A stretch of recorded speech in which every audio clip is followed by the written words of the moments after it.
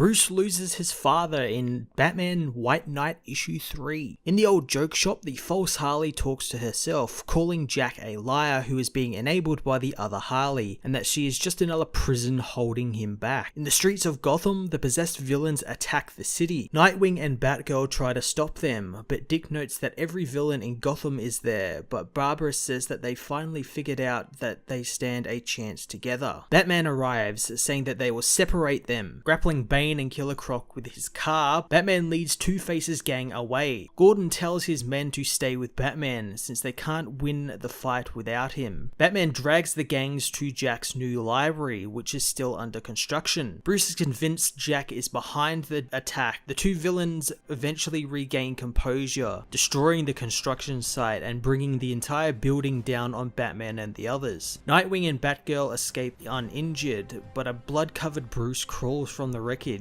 escaping to his car and ordering it to go to Wayne Tech as Gordon and the police arrive. Elsewhere, Harley tells Jack his plan is working and she finds herself impressed everything Jack predicted actually happened. Jack says credit should be given to the Joker, since he was a pure genius, only hampered by his insanity. Picking through the rubble of an old law office, Jack finds the file which he was after, which contains one of Gotham's biggest secrets. At Wayne Tech, a bleeding Bruce patches himself up over the recovering Alfred. Bruce breaks down next to his old friend, who wakes up to see Bruce pass out from the blood loss. The next day, Jack begins his press tour, showcasing people that have been hurt by Batman's unchecked vigilantism. He also reveals that the 1% of Gotham has had a Batman Devastation Fund, which would save them from any type of damage Batman would do around town. No one knew about it thanks to it being hidden in the Natural Disaster Relief Fund, meaning that funds were being funneled from that into this fund. Telling the people that they have a reason not to trust him, Jack says that he will be the only one who will hold Batman accountable and wants to use the insights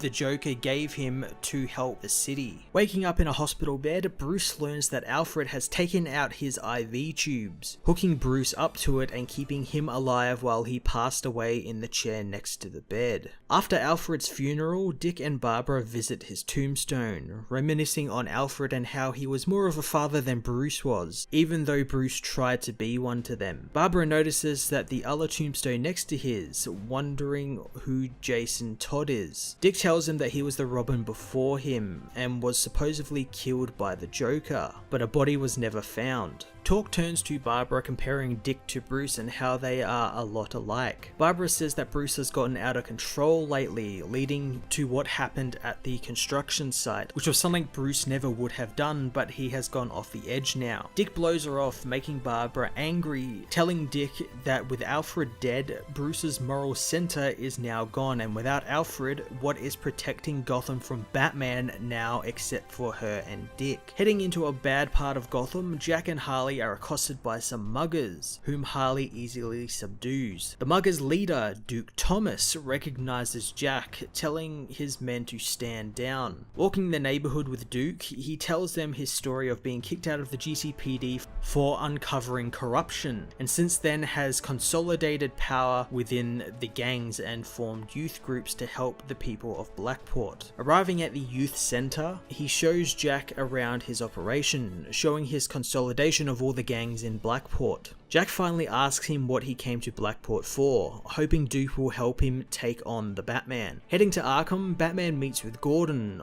and learns that Batman thinks Jack is behind the villain's attack. Gordon can't believe the news about the Batman Devastation Fund, but Batman warns him not to question his methods when Gordon presses the matter. Taking Batman to the villains, Gordon says that they have been in a catatonic state since the battle. Batman knows it to be Mad Hatter's doing, but Gordon says they couldn't find any controlling device on any of them. Elsewhere, the false Harley discovers Clayface's body as well as the Mad Hatter, who she frees from the mind control device. Hatter tells her Jack's plan and how Clayface factors into the plan. Harleen learns that Basil is still very much alive, albeit only a brain, a pair of eyes and a tongue. Hatter says that he can stop Jack's mind control, and donning his control band discovers villains like Bane and Poison Ivy are also stored in the building. Nightwing, now fully under Hatter and Harleen's control. Batman White Knight issue 3 continues to get more and more interesting as Jack makes his first big move against Batman and Gotham. I really love that they are devoting a lot of time to Jack going about bringing Batman down in a way that's kinda realistic and makes a lot of sense. He wouldn't just go after Batman with all the cops and everything, he'd be trying to bring him down in the eyes of the public first before going in for the kill. He's also doing it in a way where Batman's secret identity as Bruce Wayne has remained intact, and I have no doubt that Jack knows who he is or is close to finding out who he is, and I think that might be like that final sort of bullet he uses against him to sort of unravel Batman in the eyes of the public, and it's going to be pretty interesting to see what they do with it. I've also been loving the Barbara and Dick sub-story through the issues, with Barbara kind of being the only one of sane mind who realizes what Bruce is going through and how he's gone kind of mental for